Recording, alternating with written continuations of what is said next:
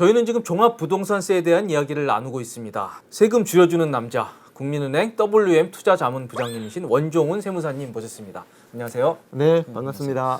세무사님 생일이 며칠이시라고요? 굉장히 중요한 날입니다. 중요한 날인가요? 예, 네. 6월 1일. 재산세와 종부세 과세 기준일 6월 1일인데 네. 6월 1일이 왜 중요한지 한번 좀 제 생일이니까 하는 얘기가 아니라 왜 네. 중요한지를 잠깐 좀 네. 말씀을 드리면 재산세나 종부세는 과세 기준일 딱 하루만 가지고 1년간의 재산세 종부세가 결정이 됩니다. 딱 하루 기준입니다. 하루 6월 기준입니다. 1일. 네. 그러니까 일할 계산이나 월할 계산하지 않고 all or nothing인 네. 거예요. 그래서 만약에 주택을 매각하려고 한다. 매각하는 해에 재산세와 종부세를 피하려면 5월 31일까지 네. 매각을 해야 되고요. 구입하는 사람, 반대 입장에서 구입하는 사람들은 6월 1일이 경과된 다음에 주택을 구입하면 적어도 구입하는 해에 재산세와 종부세를 피할 수 있는 거죠. 그렇죠. 상당히 중요한 날이다라는 겁니다. 예, 제 생일입니다. 네.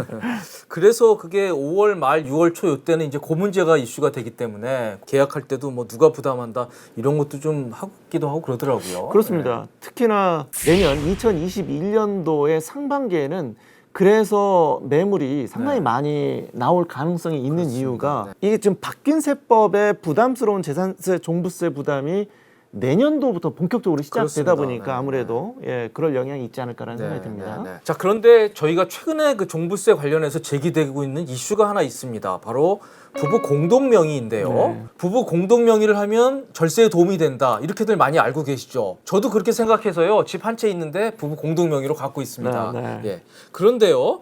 이게 종부세 관련해서는 전혀 그렇지 않다. 오히려 불리하다. 이런 얘기들이 지금 나오고 있거든요. 네. 진짜 그렇습니까? 사실 종부세는 딱 잘라서 공동명의가 무조건 불리하다라고 말씀드릴 수는 없습니다만 네.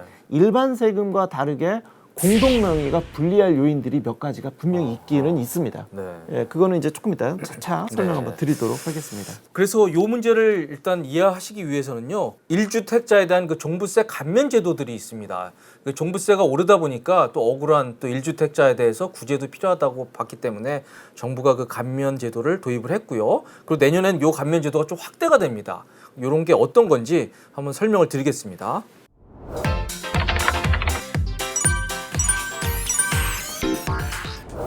요 표를 설명드리기 전에 네. 재산세와 종부세가 어떤 기준으로 세금을 계산하는지부터 먼저 이해를 하셔야 되는데 종합부동산세가 처음 만들어질 당시에는 세대 합산 단위로 종부세가 과세가 됐습니다. 그렇죠. 그런데 이게 위헌 결정이 떨어지면서 이제 종합부동산세는 부부도 남남처럼 따로따로 계산하는 것을 원칙으로 합니다. 그렇습니다. 그런데 지금 여기 보시고 계시는 이 표는 어떤 표를 지금 설명한 거냐면 주택을 세대 기준으로 딱 한 채를 단독 명의로 가지고 있는 경우에 사실 이런 논란이 좀 있었거든요. 주택 가지고 있는 게 무슨 죄냐, 왜 이렇게 세금 많이 내느냐 이런 논란이 있어서 주택을 한 채를 단독 명의로 가지고 오래 가지고 있는 사람들에게 혜택을 주기 위해서 보유기간과 연령에 따라서 세액공제 제도를 만들었습니다. 그렇습니다. 그래서 나이 기준으로 만 기준으로 60세 이상인 경우에는 최대 40%까지 그 다음에 보유기간에 따라서는 15년 이상 보유한 경우에는 최대 50%까지 세액공제를 해주고요. 네.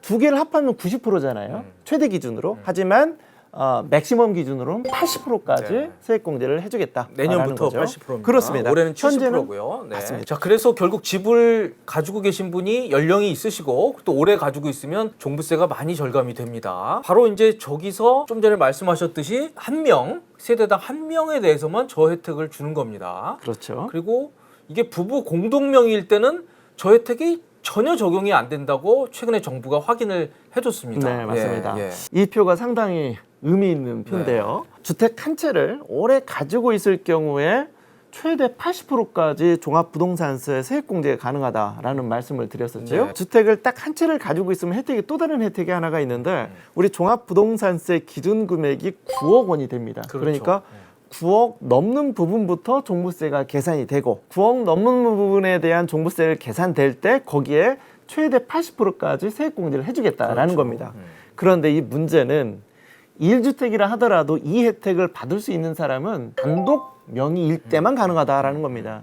주택이 세대 기준으로 한 채인데 이걸 만약에 부부 공동 명의로 바꾸게 되면 물론 혜택이 있긴 있죠. 어떤 혜택이 있냐면 종부세는 각자 계산하는 거니까 각자 6억 기준으로 계산하는 거니까 부부 기준으로 보면 종부세가 12억부터 나오는 효과는 발생할 수가 그렇죠. 있습니다.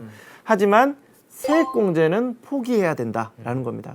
그러다 보니까 공동명의를 하는 경우가 유리한 경우도 있기는 있죠. 예를 들어서 공시 가격이 9억 원은 넘는데 12억 원은 넘지 않아요. 그러면 공동명의로 바꾸기만 하면 종부세는 아예 안 나오게 그러네요. 되겠죠. 하지만 공시 가격이 12억이 넘어가게 되면 그때는 공동명의로 바꿔도 종부세가 나오기 시작하게 되는데 네. 그때부터는 세액공제 효과가 사라지다 보니까 공동명의로 가지고 있는 분들은 공시가격이 계속 올라가게 되면 종부세가 점점 올라가는 구조고, 주택을 세대 기준으로 한 채를 가지고 있는 단독명의로 가지고 있는 경우에는 종부세가 보유기간 따라서 점점 줄어드는 구조로 바뀌게 되는 거죠. 네. 그래서 이 골든 크로스가 실제로 나오게 되기 때문에 주택이 공시가격이 12억 원이 넘고 이 경우에는 구태여 공동명의로 바꾸려고 노력할 필요는 없다. 더군다나 공동명의로 바꾸는 과정에서 취득세 내야 되죠. 증여세 내야 되죠. 오히려 배보다 배꼽이 더 클 수도 있기 때문에 현 상태를 유지하는 게 더 좋을 수도 있다라는 생각이 듭니다. 제가 다시 한번 정리를 드리면요. 집을 오래 가지고 계시고요. 연령이 많이 있으시면은 세액공제를 해드립니다. 그런데 그 집을 단독 명의로 가지고 있을 때만 그 혜택을 드립니다. 그리고 그 집을 공동 명의로 부부가 0.5씩 0.5씩 가지고 있으면 연로자 세액공제, 장기보유 세액공제 전혀 못 받으세요. 그렇죠. 근데 왜 그러느냐? 정부는 이렇게 설명합니다. 1세대 1주택, 그 단독 명의 주택일 경우에 그 주택에 대해서 9억 원까지 공제를 해준다. 그런데 공동 명의로 가지고 있으면 개인별로 6억을 해줘서 12억을 해주지 않느냐. 너희들은 여기서 혜택을 줬기 때문에 거기다 추가로 연로자 세액공제와 장기보유 세액공제를 줄 수 없다. 이렇게 설명을 하고 있는 겁니다. 그러다 보니까 이 세무사님 말씀하셨듯이 공시가격이 12억을 넘는 구간에서는 오히려 공동명의가 더 불리한 상황이 되는 것입니다. 그래서 계속 이제 나이가 들수록 연로자 세액공제도 늘어나고 보유기간이 늘어나면서 이 세액공제도 늘어나지만 공동명의일 때는 혜택을 받을 수 없는 그런 구조가 되고 있는 것입니다.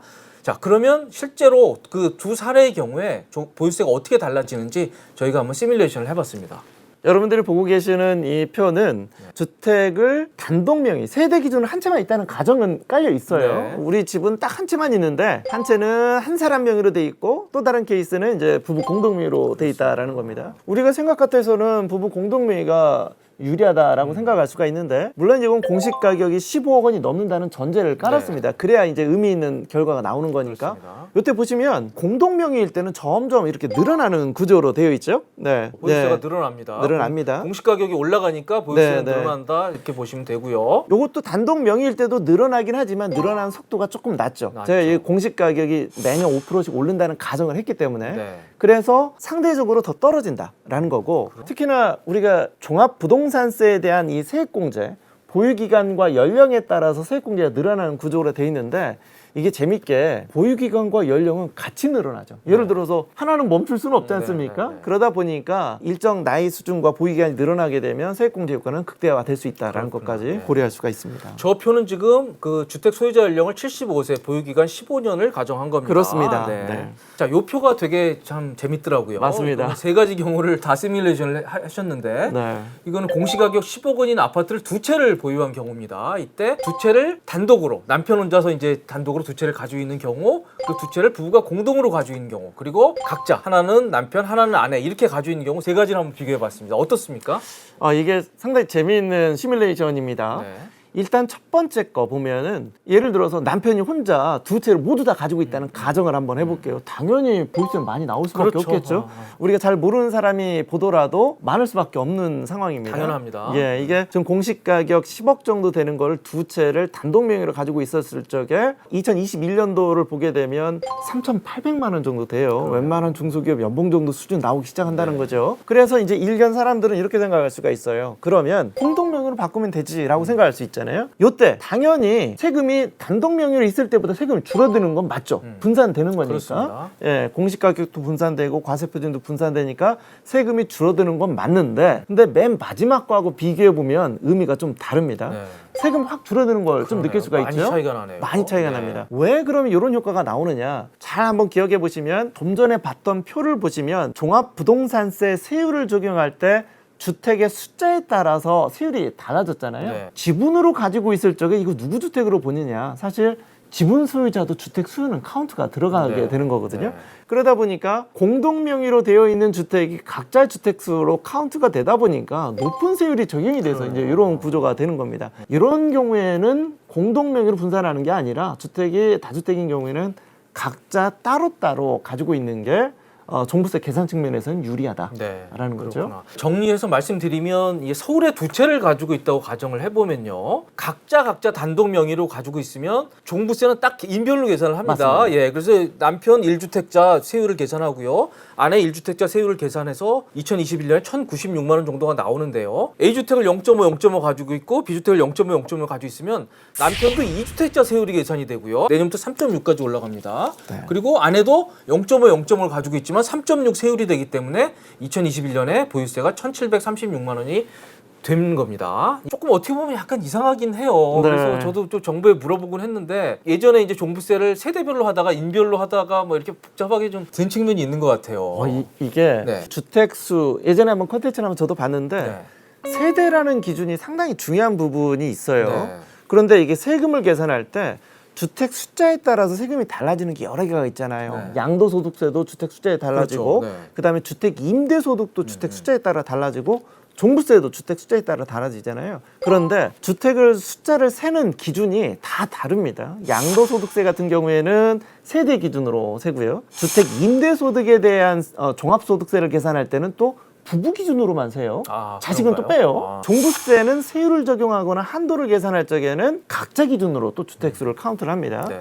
그러다 보니까 좀 복잡한 면이 있는데, 다만 여기서 좀 조심하셔야 될 부분이, 우리가 종합부동산세는 그럼 무조건 인별로 주택수를 카운트를 하느냐, 좀 전에 봤을 적에 종합부동산세 기준금액 6억을 적용할 거냐 9억을 적용할 때, 요때는 세대 기준으로 맞습니다. 주택수를 예. 셉니다. 좀 이상해요. 예, 그것도. 네. 그래서 좀 복잡해요. 네. 네, 네. 아무튼 종부세는 다 인별로 계산하는데, 어떻게 보면 가장 중요한 몇 억까지 공제해 주냐를 따질 때는 그 세대에서 몇 채를 가지고 있는지에 따라서 6억이냐 9억이냐가 결정이 됩니다. 그렇습니다. 꼭 알아두셔야 될 것 같고요. 자, 오늘 일단 결론은 이런 겁니다. 종부세를 줄이기 위해서는 공동 명의보다는 각자 명의로 하는 것이 유리하다, 이런 결론을 내릴 수가 있겠습니다. 자, 속고 살지마에서 전해드리는 종부세 이야기는 3편으로 이어집니다.